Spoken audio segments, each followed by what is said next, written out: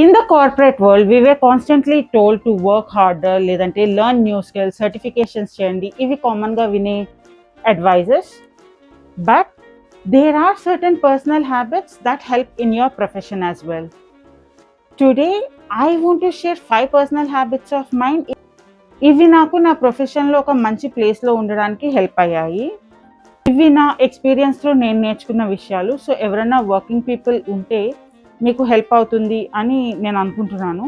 So please do watch the video till the end without skipping. Hi, నేను Priya. Welcome to my small little corner in the YouTube. First ఒక boring habit తోటి start చేద్దాం. అదేంటంటే నేను ఎక్కడికి వెళ్ళినా, ఏ work చేస్తున్నా, ఏ మీటింగ్కి వెళ్ళినా ఐ ఆల్వేస్ క్యారీ 2 థింగ్స్. అదేంటంటే a notebook and a pen. So ఇప్పుడు మీలో చాలామంది అనుకోవచ్చు, ప్రియా నువ్వు వర్కింగ్ కదా, నీకు ల్యాప్టాప్ ఉంటుంది, లేదంటే ఫోన్లో రికార్డ్ చేసుకోవచ్చు, లేదంటే ఫోన్లో నోట్ చేసుకొని you can use it for further review అని. కానీ let me tell you one practical reality. నేను బై హ్యాండ్ రాస్తున్నప్పుడు ఒక రెగ్యులర్ రఫ్ వర్క్ లాగా, లేదంటే ఏదో ఫ్లో చార్ట్స్ లాగా గీసుకొని షార్ట్ కట్స్లో రాసేసుకోవచ్చు. మొత్తం సెంటెన్స్ టు సెంటెన్స్ రాసుకోవాలి అని ఉండదు. ఆల్సో ఇలా రాస్తుంటే కొంచెం గుర్తు కూడా ఉంటుంది. బై ఛాన్స్ ఇలా ఫిజికల్గా నోట్లో కాకుండా నేను ల్యాప్టాప్లో రాసాను అనుకోండి, ఎప్పుడన్నా నేను కేటీ ఇవ్వాలి లేదంటే డెమో ఇవ్వాలన్నప్పుడు నా స్క్రీన్ షేర్ చేయాల్సి ఉంటుంది.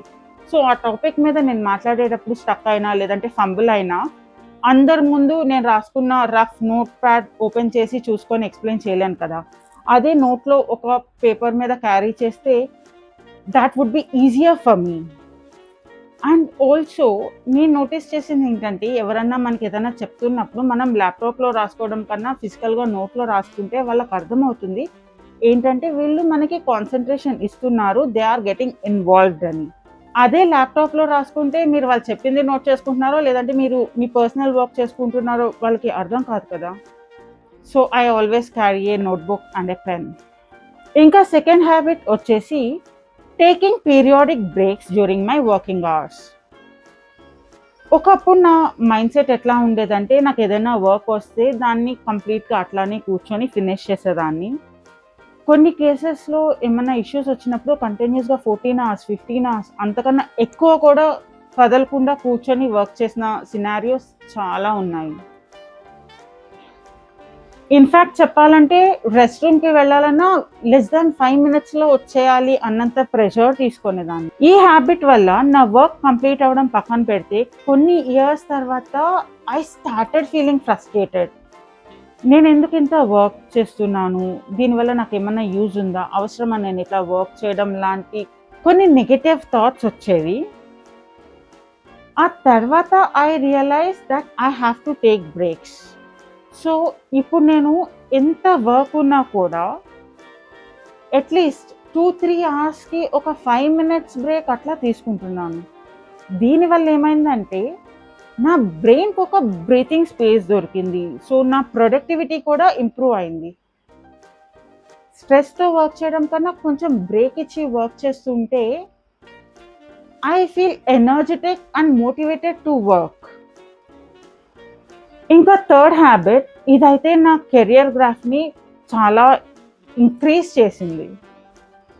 ఈ హ్యాబిట్ ఏంటంటే, మనకి వర్క్లో ఏదైనా క్వెరీ వచ్చి లేదంటే ఎక్కడన్నా స్టక్ అయ్యి ఎర్రర్ అట్లా వస్తే ఇమ్మీడియట్గా మనం టెక్ లీడ్స్నో లేదంటే సీనియర్ పీపుల్ దగ్గరకు వెళ్ళి నాకు ఈ ఇష్యూ వస్తుందండి, దీన్ని ఎలా సార్ట్అవుట్ చేయాలి అని అడుగుతాం. ఇలా అడగడం చాలా ఈజీ. ఒకప్పుడు నేను కూడా అలాగే ఉండేదాన్ని. కానీ కొన్ని ఇయర్స్ ఎక్స్పీరియన్స్ గెయిన్ చేసిన తర్వాత నా థింకింగ్ ప్రాసెస్ చేంజ్ అయింది. ఇప్పుడు నాకు ఏదైనా ఒక ప్రాబ్లం వస్తే నా టెక్ లీడ్ దగ్గరికి వెళ్ళే ముందే నేను కొంచెం రీసెర్చ్ చేసి దానికి ఏదైనా పాసిబుల్ సొల్యూషన్స్ ఉన్నాయా లేదా అని నోట్ చేసుకుంటున్నాను. And also currently I mostly work with LLMs. So నా ఈ హ్యాబిట్ నాకు ఇప్పుడు చాలా హెల్ప్ అయింది. సో ఇప్పుడు నేను ఎక్కడన్నా స్టక్ అయితే నా టెక్ లీడ్ దగ్గరికి వెళ్ళే ముందే అట్లీస్ట్ 2 పాసిబుల్ సొల్యూషన్స్ని పెట్టుకొని అప్పుడు వాళ్ళ దగ్గరికి వెళ్ళి నాకు ఈ ప్రాబ్లం వచ్చిందండి, నేను దీన్ని ఇట్లా రీచ్ అవుతే సాల్వ్ చేస్తాను అని అనుకుంటున్నాను, నా థింకింగ్ ప్రాసెస్ కరెక్టా కాదా, ఇట్లా అడుగుతున్నాను. ఈ హ్యాబిట్ వల్ల ఏమైందంటే పక్కన వాళ్ళకి కూడా ఓకే, ఈ అమ్మాయి బ్లైండ్గా ఏదో ఎర్రర్ వచ్చింది వెంటనే వేరే వాళ్ళ దగ్గరికి వచ్చేస్తుంది అన్న థాట్ కాకుండా, ఓకే ఈ అమ్మాయికి ప్రాబ్లం వస్తే తను ఇట్లా ఆలోచిస్తుంది, షీఈస్ పుట్టింగ్ హర్ ఎఫర్ట్స్ అని వాళ్ళకి అర్థమవుతుంది. ఒక important note guys, in case ఏదైనా ఇష్యూ నాకు ప్రొడక్షన్లో లేదంటే ఎస్ఎల్ఏ క్రిటికల్ ఇష్యూస్ వస్తే మాత్రం నేను ఒక 5 minutes టైం స్పెండ్ చేస్తాను దాని గురించి నేను ఏమైనా సొల్యూషన్ తెచ్చుకోగలనా లేదా అని. ఇమ్మీడియట్గా నెక్స్ట్ లెవెల్కి రీచ్ అవుట్ అవుతాను ఈ ఇష్యూ వచ్చిందని, సో దట్ ఎస్ఎల్ఏ మిస్ అవ్వద్దు అండ్ మనకేమి ఎస్కలేషన్స్ కూడా రాకుండా ఉంటాయి. So I always practice this habit. ఇంకా 4th habit, understanding the cultural differences in the communication. నేను నా వర్క్ లైన్లో డిఫరెంట్ ఎథ్నిసిటీస్, డిఫరెంట్ కంట్రీస్కి చెందిన పర్సన్స్ తోటి వర్క్ చేయాల్సి ఉంటుంది. ఆ టైంలో నేను గమనించిన విషయం ఏంటంటే కొన్ని కంట్రీస్కి చెందిన వాళ్ళు చాలా పొలైట్గా ఉంటారు. కొన్ని కామన్ వర్డ్స్ మనకి ఒకేలా అనిపించవచ్చు, కానీ అవి వాళ్ళకి రూడ్గా అనిపిస్తుంది. అలాగే ఒక కంట్రీలో యూస్ చేసే వర్డ్స్ మరో కంట్రీలో వచ్చేసరికి డిఫరెంట్ మీనింగ్స్లో వచ్చేస్తుంది. కొంతమందికి ఒకటే సెంటెన్స్ ఒక కంట్రీలో నార్మల్ అనిపిస్తే సేమ్ సెంటెన్స్ మన ఇంటోనేషన్ బట్టి ఇంకొక కంట్రీలో చాలా రూడ్ అయిపోతుంది. ఫర్ ఎగ్జాంపుల్, నేను ఒక అమెరికన్ దగ్గరికి వెళ్ళి I will bear that in mind ఇట్లా అంటే they feel that I am acknowledging their work, వాళ్ళ సజెషన్స్ ఆర్ ఏదైనా ఉంటే అది నేను ఎక్నాలజ్ చేస్తున్నాను పొలైట్ వేలో అని వాళ్ళు అనుకుంటారు. సేమ్ సెంటెన్స్ యూకే వాళ్ళ దగ్గరికి వెళ్ళి I will bear that in mind ఇలా అంటే they think that we are using this as a dead pan. They feel like we are politely saying, I have made a decision and I am entirely choosing to ignore what you just said. చూసారా ఎంత difference ఉందో? Same sentence 2 different countries, same ఇంటోనేషన్లో వెళ్ళినా కూడా person బట్టి change అయిపోతుంది. ఇంకొక example చెప్పనా, మనం అఫీషియల్ ఈమెయిల్స్ అండ్ కాల్స్లో ఐ విల్ ఇంటిమేట్ యూ అని చెప్పి యూస్ చేస్తాం. What we feel is that మనం వాళ్ళకి ఐ విల్ నోటిఫై యూ అని చెప్తున్నాము అని అనుకుంటాము. కానీ ఒక యుఎస్ ఆర్ యూకే క్లయింట్ దగ్గర ఈ వర్డ్ మీనింగ్ కంప్లీట్గా చేంజ్ అయిపోతుంది. వాళ్ళు అసలు ఇంటిమేట్ అన్న వర్డ్ని బిజినెస్ కమ్యూనికేషన్లో యూజ్ చేయరు. It is something very personal or private, sometimes romantic relationship అన్నట్లు వాళ్ళ మీనింగ్.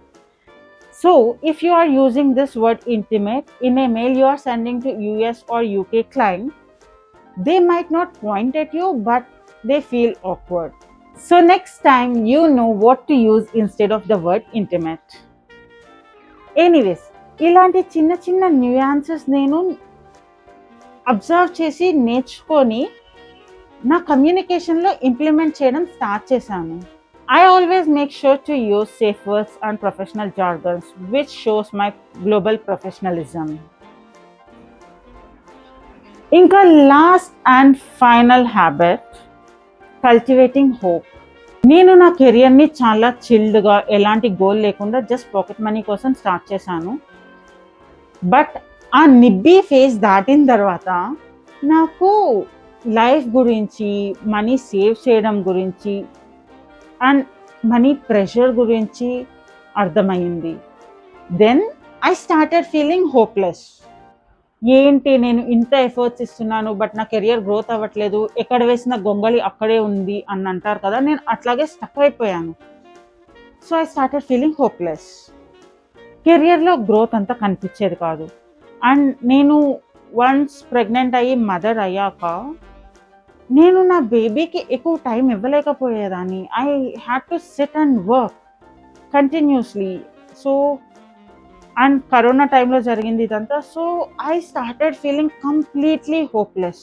ఆ టైంలో లైఫ్లో కొన్ని చేంజెస్ అయింది. I started into yoga and other things and then I started cultivating hope.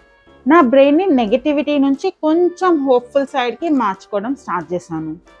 నేను ఏం జరిగినా అంతా మన మంచికే అని హోల్ హార్టెడ్గా నమ్మడం ఎప్పటి నుంచి అయితే స్టార్ట్ చేశానో అప్పటి నుంచి నా thinking process and the way I take decisions చాలా మారిపోయింది. ఇప్పుడు నేను కొంచెం బోల్డ్గా ఏం జరిగితే అది జరిగింది, ఐ కెన్ హ్యాండిల్ ఇట్ అన్న ఫేజ్లో ఉన్నాను. ఒకప్పుడైతే బాప్రే ఏంటి ఇట్లా జరిగిపోతుంది, నా లైఫ్ ఎటుపోతుంది, నా కెరియర్ ఎటుపోతుంది, ఇలాంటి ఒక నెగటివ్ బౌల్లో మాత్రమే ఉండేదాన్ని.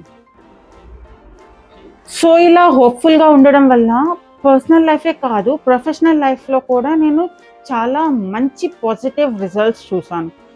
So right now I always feel hopeful, and I think that whatever that is happening to me is for my own good. ఇప్పుడైతే ఎలాంటి సిచ్యువేషన్ వచ్చినా కూడా I'll always be hopeful. So friends, ఇవి నా కెరియర్ని బిల్డ్ చేయడానికి నాకు హెల్ప్ అయిన కొన్ని పర్సనల్ హ్యాబిట్స్. మీ ప్రొఫెషనల్ లైఫ్లో కూడా మీకు ఇలాంటి పర్సనల్ హ్యాబిట్స్ ఏమన్నా హెల్ప్ అయి ఉంటే let me know in the comments. If ఈ వీడియో ద్వారా మీకు అట్లీస్ట్ ఒక చిన్న పాయింట్ అన్న హెల్ప్ఫుల్ అనిపించింది అంటే please do like the video and subscribe to my channel. నేను Priya and this is my today's we note. See you again in another V note. Till then, stay happy, stay healthy.